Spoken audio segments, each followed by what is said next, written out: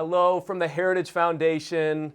I'm Tim Desher, and this is Heritage Explains Live. Thank you so much for being here today. We're going to get right into it today. Today, we remember September 11th, 2001. It's been 20 years since America changed forever. And as we approach the anniversary of that dark day when terrorists struck America to the core, we wanted to take stock of where we've been. And now with just all the developments happening in Afghanistan, most importantly, what's on the horizon. Today, we're joined by Dr. Jim Carafano here. He's the VP of the Davis Institute at the Heritage Foundation. He kind of oversees our work that deals with national security, with defense. So he's been going nonstop pretty much since the developments in Afghanistan heated up. And now, of course, with 9/11, he's been kind of spearheading that as well. So, Dr. Carafano, welcome back to Heritage Explains Live. Yeah, I'd like to say it's good to be with you, but boy, remembering days like this and the kind of issues it brings up, there's no good here. There's no happy time. It's one of those things where, and this is one of the main reasons we do this thing, because you almost, when you think back on 9/11, it's hard to process, and your mind always goes to where was I when I first found out about it, because it's that thing that you can grab onto. The rest of it is just kind of a blur. Yeah, well, having lived through this and lots of other things, because I've been around a long time, from memories of the Kennedy assassination and the Cuban Missile Crisis.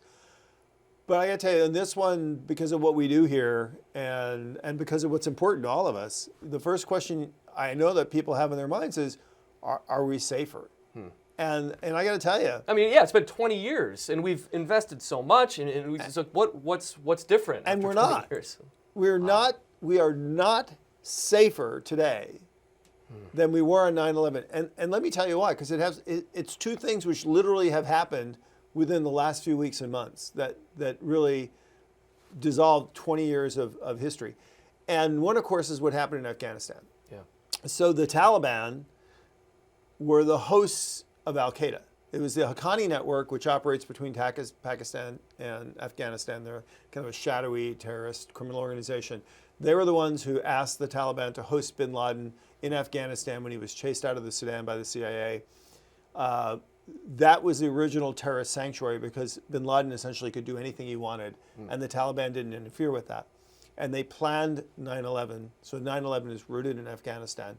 And of course, we had to invade Afghanistan because the Taliban would not give up al-qaeda. 20 years later, they were back because of the way we withdrew and how we did this. They have more territory, they have more money, they have a much more powerful military, they have more friends, more international recognition than they did 20 years ago. They are more rooted in than they were then. They don't care what America thinks. They don't care what this administration thinks. They will do whatever they damn well please, and they defy the world to make them change. And here's what they're going to do. They're going to have a relationship with al-qaeda and the Pakistani intelligence services and the Haqqani network, because that's the structure that keeps them in power. Al-qaeda is going to come back into Afghanistan.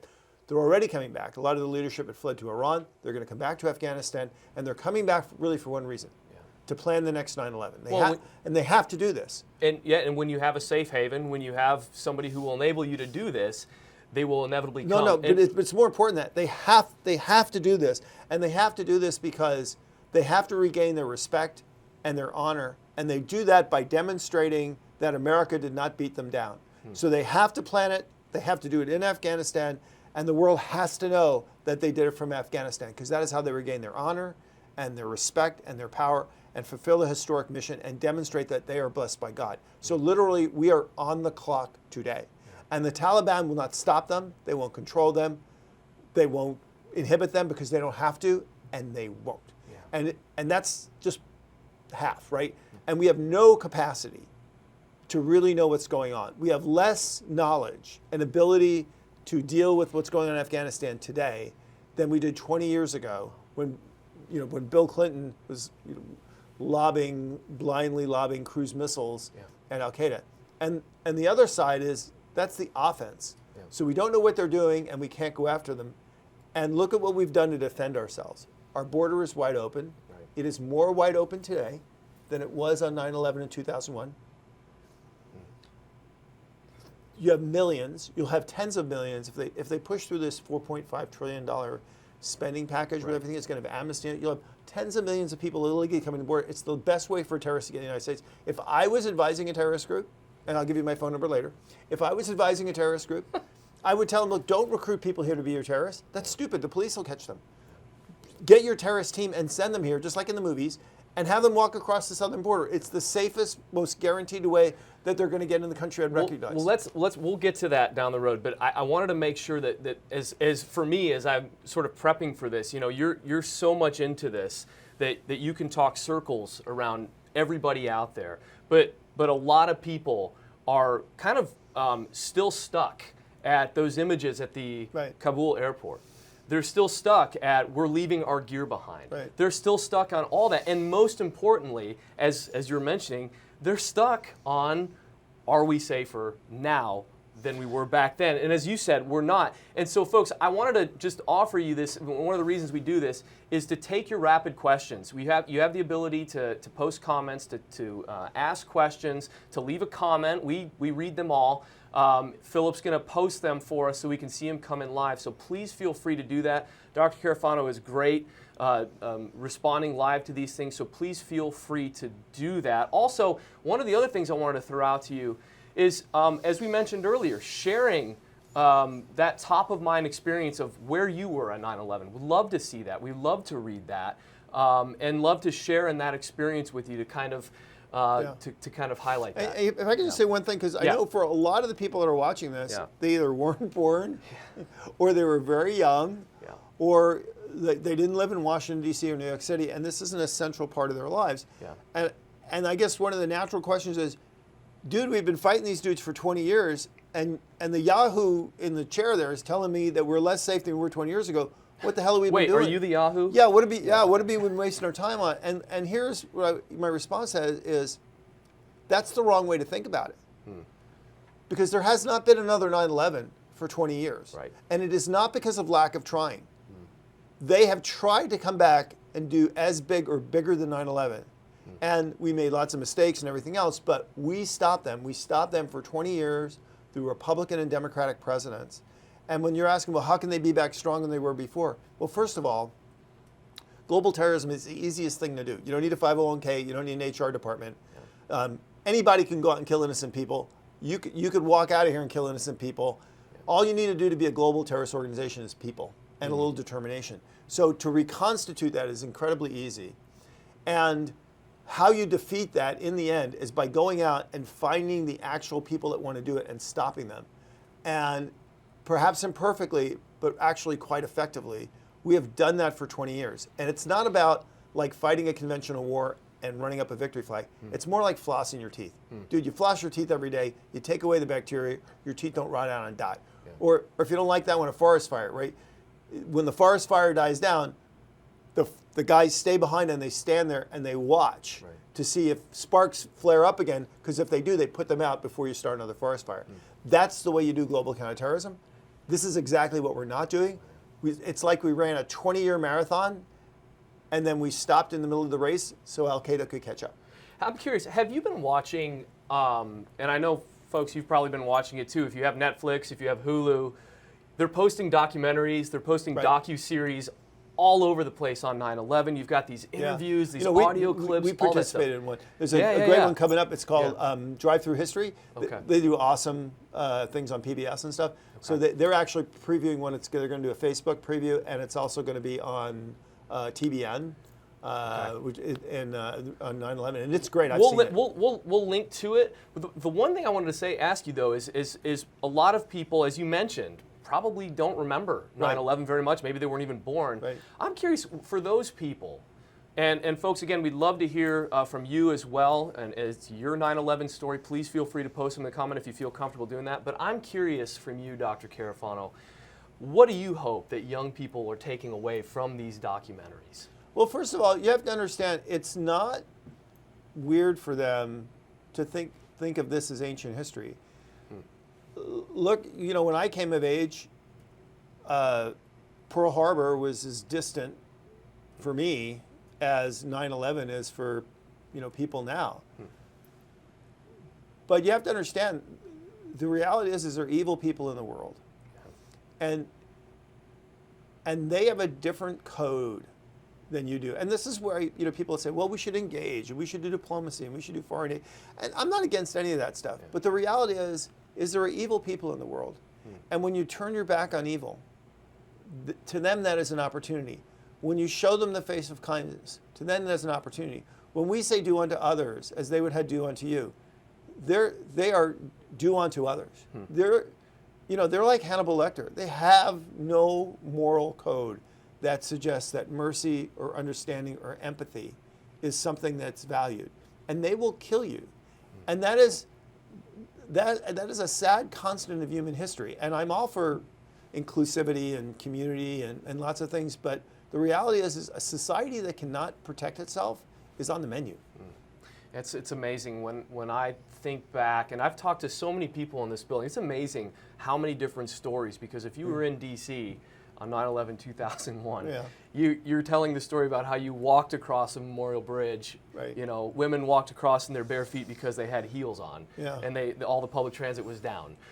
People were in the Pentagon when the plane hit, and you had people that were supposed to be on some of these flights that actually were hijacked, that somehow, for some reason, were not on there, and all these stories are coming together. I'm wondering if you could just share a little bit from your perspective. Can I tell you my favorites? Because you did the podcast with Steve. So, of course, yeah. So and I know I'm just repeating a story you've already heard, but Steve Bucci, who's a good friend of ours, and actually a classmate of mine from West Point who worked here at Heritage. On 9/11, Steve was Don Rumsfeld military aide, and when the Twin Towers were hit, he was actually in a meeting with the secretary, and they're all talking about what are we going to do, and then the Pentagon was hit. And then Steve turned around and goes, where's the secretary? And they said, well, he went down to the crash site to see if he could help. And Steve's like, are you guys idiots? You must take the secretary away from the danger, not to the danger. So Steve goes down there and orders the Secretary of Defense, which I don't actually think he could do because he was just a colonel. He says, you have to leave now. And, Steve's wife is a nurse. Yeah. And she was in the Pentagon on that day interviewing for a job. Just randomly that same day. She was interviewing for a job in the Pentagon clinic when the building struck, and she spent the entire day dealing with the wounded. And then she got home very late that night, hadn't seen Steve. When she got back, they lived in Arlington, their car was covered in dust. Oh my gosh. And she just looked at it and she realized that that's people, right? They're human remains in these ashes that are spread all over the city, and she just broke down and cried. But the redemptive story for me, and Steve tells this way better than I do, and to me it's so inspiring. So right after 9/11, he told this on the podcast. This is the Christmas story, right? These stories. I can never tell the story without choking up. The goodness of Americans to say we're not going to take a day off, including Christmas Day. So to rebuild the Pentagon. So they made a decision right away they were going to rebuild the Pentagon, and they had the workers working 7 days a week. Because they wanted to get it done by the anniversary of 9/11 to show the terrorists that America could not be kept down. And they got to Christmas Eve, and they said they called in all the workers, and they said we're ahead of schedule, and they said there's no reason why you guys have to work Christmas Day. And the workers just said, they go, are you out of your mind?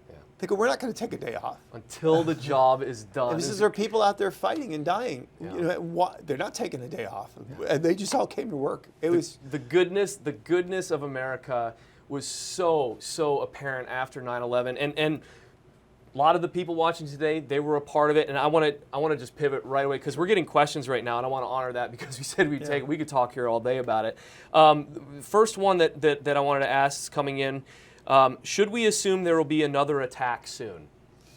Well, there could. See, this is, if you actually listen to the Secretary of Defense and the press secretary, they actually said, we recognize that al-qaeda might be resurgent. They've said that publicly. Now, they don't tell you it's because of our fault. They don't mention that. But they said there's a real chance that al-qaeda could come back.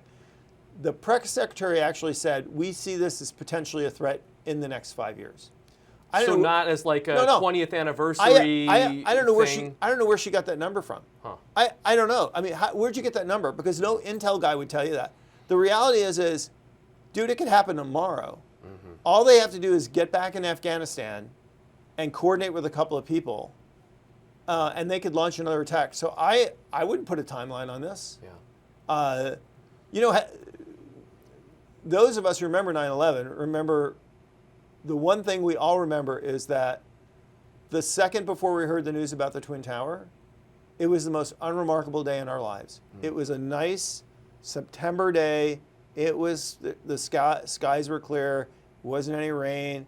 It was just a pleasant morning, and it was completely unremarkable in every way you could possibly imagine. And this was the last thing we expected. Here's the one thing I'll tell you: when the next 9/11 happens, it's going to be a day just like that. Well, let's ask this. I mean, this is a really tough, and I debate whether or not I should even ask this, but I think that we do a really good job of, go of ahead. saying Ask what's the wrong. tough questions. I know, I want to ask it, but if they're tough, if they're really tough, we'll just pretend we have technical difficulties. That's right. Yeah, somehow cut the feed, right? No, but it's an important Works for the question. White House, you know. We call balls and strikes at Heritage, Yeah. but I want to make sure that we also follow up with accountability for calling those. So this question came in: how do we hold President Biden accountable for what happened in Afghanistan? I mean, you said previously on here, this is his to own. So Well, how do we hold him accountable? Well, I do think that's right. I do think that the decisions were the president's and his alone, and the consequences of that are a result of his decisions. And I have said, and I've said this, that doesn't let everybody else in the government off the hook. I was in the Pentagon for 25 years.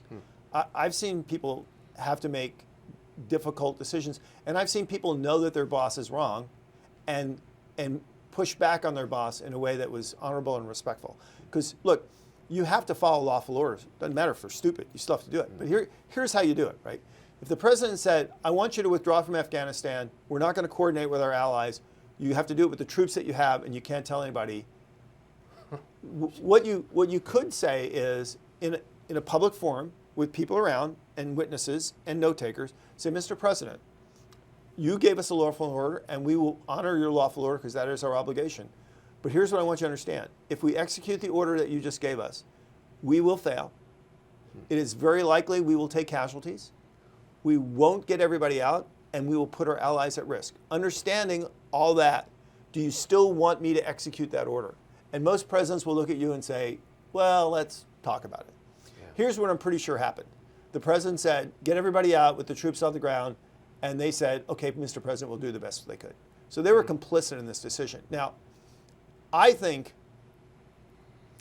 that to hold them accountable, we need, just like we had on 9/11, a nonpartisan, independent commission to review the facts and present them to the American people.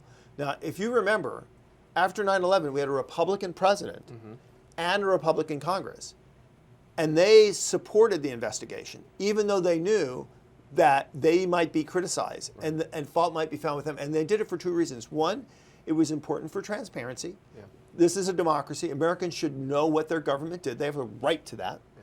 And it was important to understand what had happened and why, to know what we needed to do going forward. And even when Pelosi became, who's a Democrat, right? Yeah. When she became Speaker of the House, the first thing she did was put a bill on the floor to implement the findings of the commission. Okay, but let me just stop you there. We do a commission. I mean, so many of these things are launched on Capitol Hill, and of course, as everybody who's watching knows, you know, it's this great hoopla, everything blah blah blah blah blah, and then nothing happens. Well, what is the accountability through that? Just sunshine? The 9/11 Commission was different because, first of all, they spoke plainly to the American people. They spoke in an independent, nonpartisan fashion. You could not tell who on the commission was a Democrat and who was a Republican. People did take the results of those investigations seriously. The Department of Homeland Security was created in part because of the work of the commission. We had a number of laws put into place because of the commission, so things did change. So we do have commissions that are just blah blah, but we also have commissions that are about change. We also have commissions that are about investigating to just be partisan and throw rocks at the other guys. So we had this big collusion investigation, and there was no collusion. We had a quid pro quo impeachment. There was no impeachment. We have an insurrection investigation going on now, even though the FBI says there's no insurrection. Right. So we see basically partisan witch hunts. I get that, but you can you can do something different. And I do think that that's what we need here. Okay. Let's talk about, you mentioned this. I don't know where she got that number. I don't know, and I think that comes down from a point you made when you were on a couple weeks ago about with the hasty withdrawal. Right. We do not have the ability to gather the intelligence that we once had in Afghanistan. Right. Have there been any more developments or anything else from the administration about how we're going to fill that void in gathering intelligence in order to thwart another 9/11? No, other than just saying, well, we're going to do this over the horizon, which is just a bumper sticker, which is honestly has about as much credibility as you can keep your doctor. I mean, and this to me actually gets to the real core of this problem, which is whose fault is it? And in the end, I don't mean this in a mean, it is kind of our collective fault. And how is that so? It's because, I think back to the 2016, not to be partisan, but elections are about choices. And I think back to the 2016 election, and I would talk to people about foreign policy, and they said, look, I'm not voting on foreign policy and national security. I'm voting on healthcare, or I'm voting on, this, or I don't like the mean tweets or whatever, but I don't care about foreign policy. And my comment was always, no, you are voting on foreign policy because you are electing a commander-in-chief. Yeah. You're electing a man who commands all the instruments of or a woman who commands all the instruments of foreign policy. Whether you like to admit it or not, you are determining the future prosperity and safety and freedom of this country. That doesn't matter if you don't think you are or you don't want to do that. You are. Yeah. And I think, normally what we do is on domestic policy, we support the person we support. You like healthcare, I like Obamacare. You like Obamacare, I'll vote for you, right? On foreign policy, we don't feel very sophisticated, so we tend to vote for the person that we trust and just assume they'll do all the right things. So a lot of people put their trust in Joe Biden. I believe their trust was completely misplaced. But I think we have to take responsibility for foreign policy because it does affect our paychecks. Right. It does affect our community. It does affect our safety. It does affect our families. I've talked about 3 radio shows in St. Louis, Missouri in the last couple of days. One of the 13 that was killed came from St. Louis. Wow. And the entire city, Democrat, Republican, liberal, conservative, progressive, Antifa, BLM, they lined the streets of St. Louis. That photo you posted was incredible. They lined the streets of St. Louis for this person. So follow him on Twitter, by the way. Hey, actually, Phil, post his Twitter handle so they can follow Dr. Carafano. He's a really good follow. You ask anybody in St. Louis today if foreign policy doesn't touch their lives. So I think that one of the things that we have to come out of this, is we have to think for ourselves. Yeah. And to your point about, well, this doesn't make sense. You don't have to be a 5-star general. Yeah. Or we don't have 5-star generals anymore. But you don't have to be you don't have to be Henry Kissinger or have a PhD from Harvard University or be in the military to think through common sense. And when you hear about these things that our government has done and the things they're saying, and you say to yourself, this does not make sense to me, you need to have the courage to express yourself, to dialogue, to talk about that. And what we cannot do is allow ourselves to be intimidated. If you think, for on critical race theory, people say, well, I know this is an important issue. I know it's important in my schools, but I don't want to talk about this because I don't want to get accused of being racist or upsetting somebody. We have to have the willingness to have the courage to speak up. I'm not a veteran, right? I've never even traveled abroad. I don't own a passport. I don't have the right to speak about foreign policy. Dude, it's your country. It's our country. Yeah. You have not only the right, I think you have an obligation, you have a commitment. Speaking of our country, we had a question come in, and I think that this is incredible because you're doing this as well in your research, and the great experts here at Heritage are covering this as well. And that has to do with the border. I think there's been, 1.3 million? It's probably closer to 2 million. 2 million people come across. Because we're not counting the people that we don't see cross. The southern border, it's open, basically. And now we, are hearing reports of Afghans coming to the U.S., the refugees fleeing Afghanistan. Yeah. I'm curious if you have any thoughts as to ways we can better vet them so we're not having a security issue in that regard as well. Well, I would say 2 things. First of all, in the refugees, we certainly have the capacity to do adequate vetting. That's no. The question is will the U.S. government actually do that? Are we? I don't know. I'm not in the U.S. government. But here's this gets to one of my concerns is if you look at the priority of the Biden administration, and again, these are not partisan political views, and I want our president to be successful. I want our government to So I'm not cheerleading for failure, but Yeah.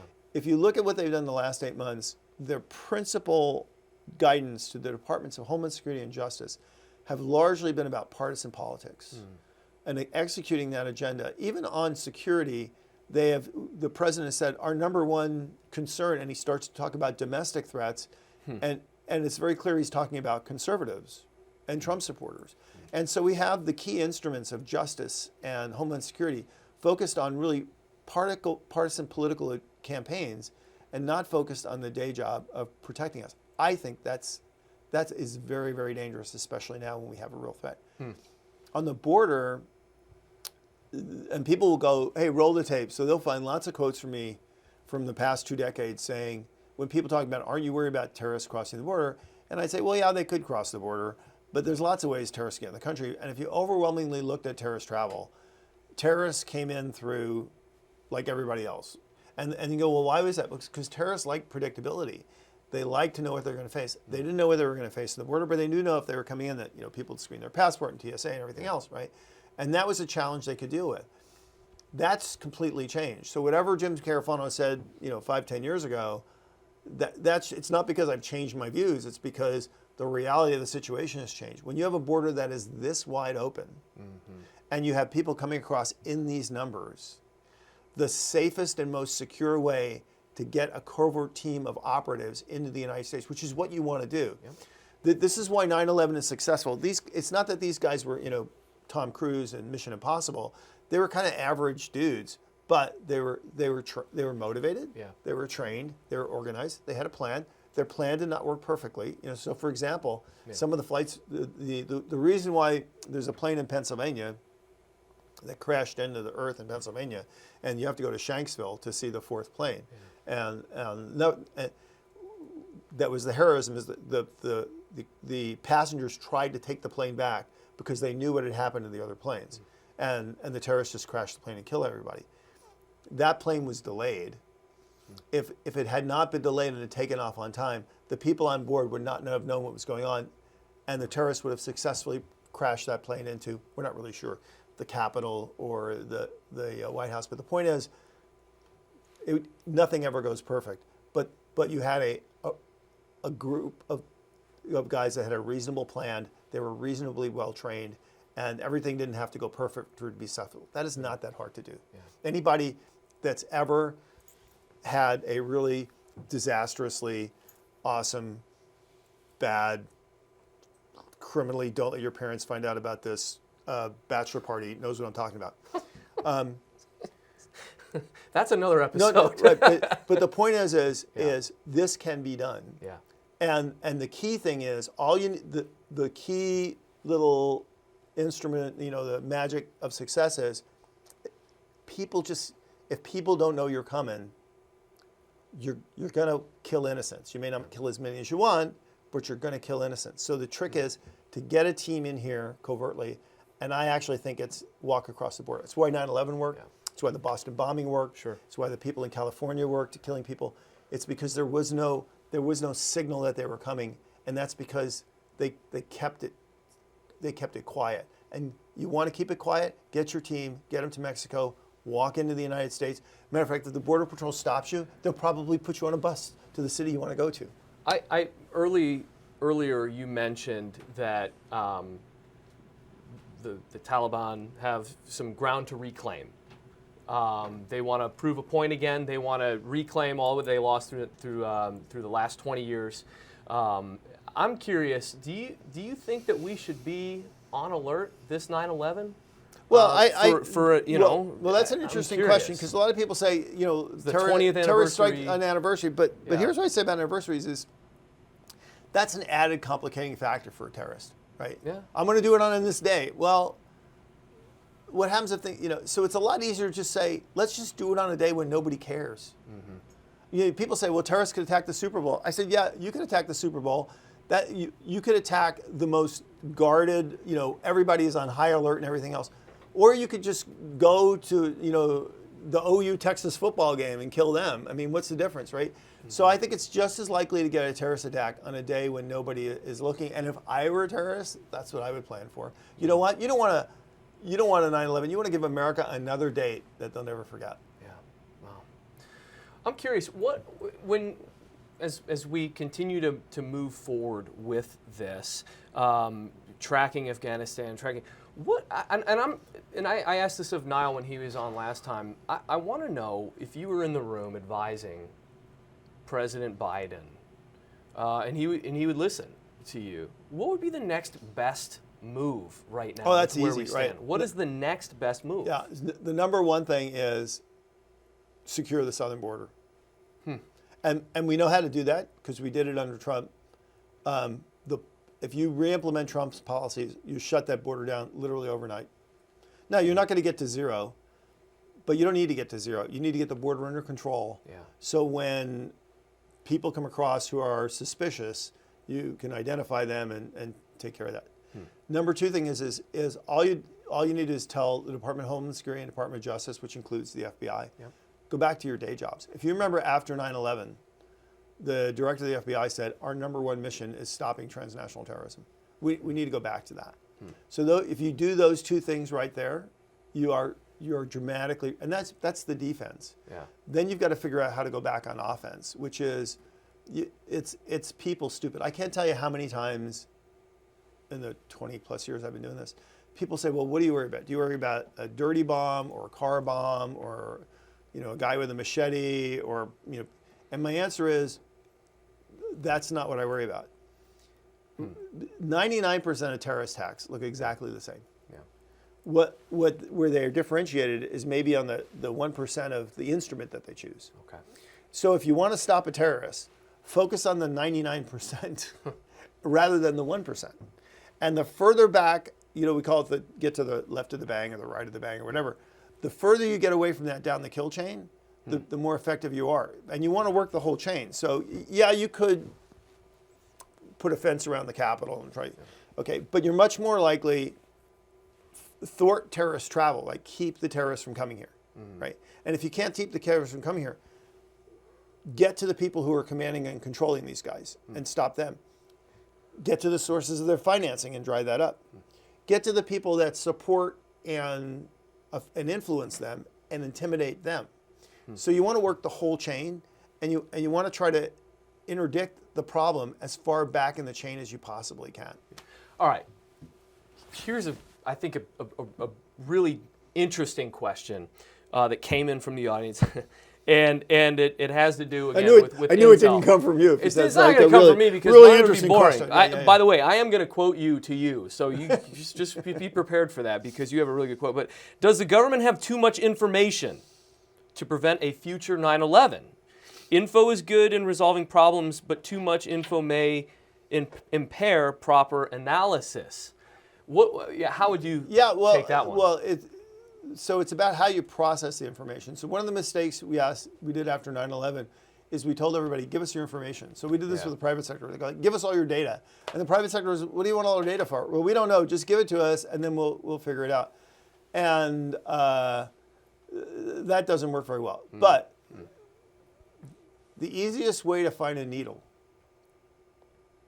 is to put more hay in the stack. So if you think, why does that make sense? It's because the needle is an anomaly, and it's different than everything else. And so if you process your information correctly, the anomalies stand out, and then you focus your resource and attention on the anomalies. This is why, for example, the U.S. government actually did this. Yeah. They actually came out and said, here is a list of things which maybe make somebody an extremist. If they don't believe in the election results, and if they're anti-vaxxers, and if they support it, the whole thing. But if you read that list, you go, there's probably about 40 million people that. This is why it was always stupid to say, let's look for people who are Muslims to be Islamic terrorists. You have to focus on things that actually identify precursors to actual activity, and it's not people you don't like or people you're suspicious of. Or what works? This is stupid, or it really works, is see something, say something. Now This actually works like unbelievably well. And I you have would think, nightmares of schlepping through an airport. No, this because you would think you're not Nancy Drew, right? You're not an FBI agent, you're a TSI. So you like I see something and I'm saying it's a thing, and so I go and I tell somebody. Yeah. But the beauty of see something, say something is, you're telling a public safety professional who understands the difference between things that are not right and things that are. So, for example, somebody said, well, I heard these people talking Arabic on the plane, right? Okay. So you go and you tell the stewardess, and they're like, thank you. Really appreciate your being observant and everything. And then the stewardess probably does nothing because who cares, right? Yeah. But trained public safety professionals, they know the difference between something that is an indicator of a needle and something that's just hay. And that's not to say, that you're going to find a terrorist that doesn't look like a terrorist. Yeah. But I don't know if you ever seen my passport photo, but if you did, you'd think I was a terrorist. Oh, you went tanning the day before? Okay, wonderful. I was unshaven. I looked like a character on Fauda or something. Oh my gosh. Wow. Well, I'm curious if you've seen any. So you plugged the documentary that we took part in. You want to do that? You want to give that one more time for folks so they can watch? Look, there's going to be so much good, strong content. Yeah. But I love this one. So this is an episode of, if you've heard this, it's called Drive Through History. They've done a PBS series. They're actually the guys that did all the videos for the Bible Museum. They're incredibly talented and professional. They've done one of the most incredible documentaries I've seen, including they have the audio recordings from the flight. Yeah. And you could actually listen to the tower and go from a sense of, hey, is something wrong here, to, oh my God.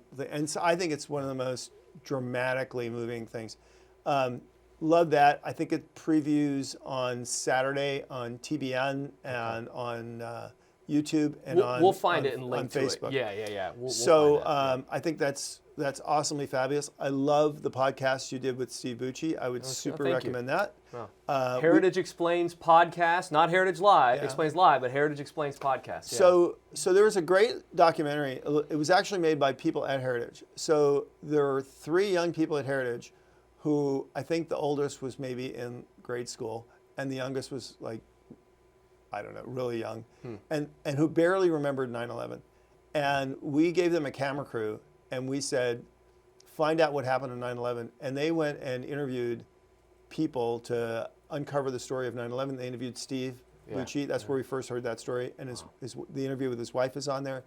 And the interview with some people that were actually in the Pentagon. I think it's a great little video. It's on YouTube, and it's called Why We Fight in America's Longest War. It's only about 20-something minutes, but I think it's really, really well done. It's actually done by the same production company that did Drive Through History. So super recommend that as well. As we wrap up, I wanted to, I read kind of all the things you've been writing in preparing for this. And I wanted to leave us with something that you said, and you can follow up to this, but I just wanted to quote you. You said, quote, "Say whatever you care about Trump's orange hair and mad tweeting. His presidency tied up a number of loose ends. The ISIS caliphate was destroyed. He checkmated Iran, the world's leading state sponsor of terror. He initiated the Abraham Accords to help stabilize the Middle East and promote collective security and economic development."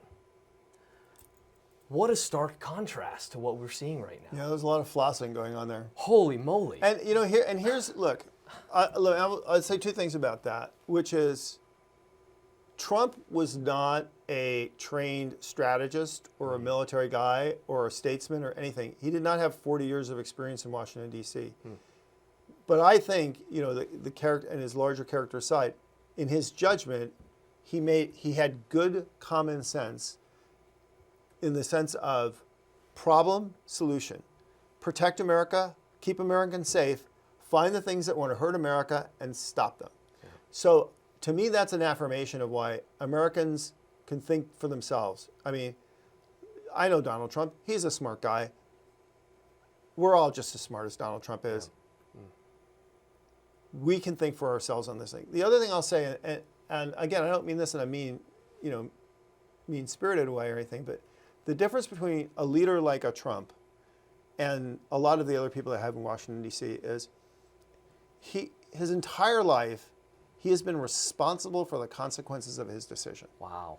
I mean, if you think about that, I mean, ever since he was an adult, he had employees and companies and, okay, maybe he wasn't, doing War and Peace, but, if he got stuff screwed up, people went bankrupt, buildings collapsed, employees got lost. And he had to get up the next morning and live with the consequences of that decision. And his entire adult life, he did that.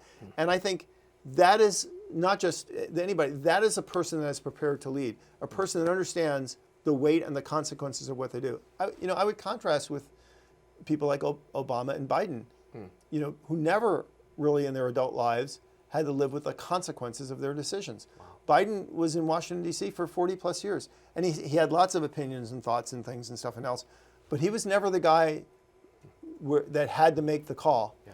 And when people like that have to make the call and things go really wrong, they are not mentally or emotionally prepared for that. And they often do what Obama did on so many occasions and what Biden has done in regard to the border, and particularly in regard to Afghanistan, is essentially they become Bart Simpson. They're like, I don't know, I didn't do it, right? It's all excuses and explaining things away. There's no taking responsibility for what they're done. It's like the small, if you think about this is why your children, when you say, did you break this? They go, oh, I didn't do it. But it's because they're not used to being held responsible for the consequences of what they did, and they're not experienced at it. And as they grow and they mature as an adult, they'll look back. I look back and laugh. My mom still says, you broke the toaster. And I'm like, could you let it go, Mom? It was a long time ago, right? But the reality is I understand why that little kid said he didn't break the toaster, right? And to me now it's so laughable but a leader has to take responsibility for their consequences, and they have to be prepared to do that. Yeah. And they have to, and if you don't, and here's the thing is when you don't know the weight of right and wrong, it's easy to make tough calls. Yeah. And get it really, really wrong.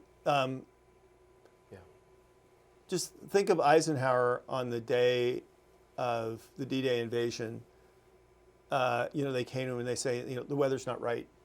And he's like, but we're all ready to go, boss. It was all set. And he's like, okay, if the weather's not right, people will die if I get this wrong. We're not going to do this. And then they came back on June, and they said we'll have one day.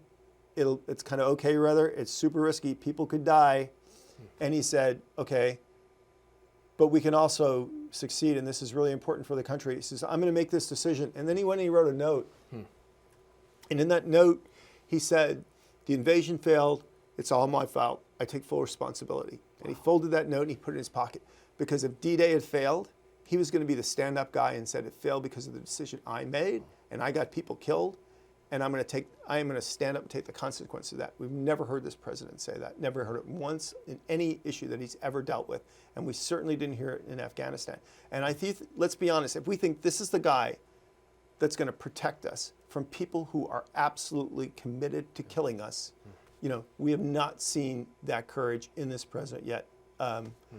Truman lost China. And what did Truman do after he lost China? He said, communism is a global threat, and I will sacrifice the rest of my presidency to fight these guys. Do we have a Truman here? Do we have an Eisenhower? Do we even have a Donald Trump?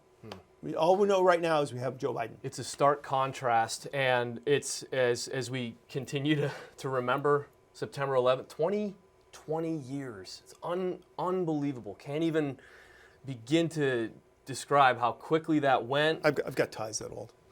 Yeah, that's probably, yeah, okay, well, I wasn't going to say anything. I know. But it's pretty old, But folks, listen, thank you so much for tuning in today. Even after we're off, I wanted to encourage you, continue to leave comments. If you feel moved to let us know what you were up to on 9/11, if you feel moved, a thought, a family story, something like that, feel free to share with us. I consider us a big, large family. We might not all see each other in person, but I do consider us that way, and so we would love to continue to hear from you long after we are off from here. Check out Heritage Explains podcast. Check out all the links that we posted to the documentaries, all that stuff. And thank you so much, Dr. Jim Carafano, for being here. God bless you for what you do. Yeah, Thanks. Thanks.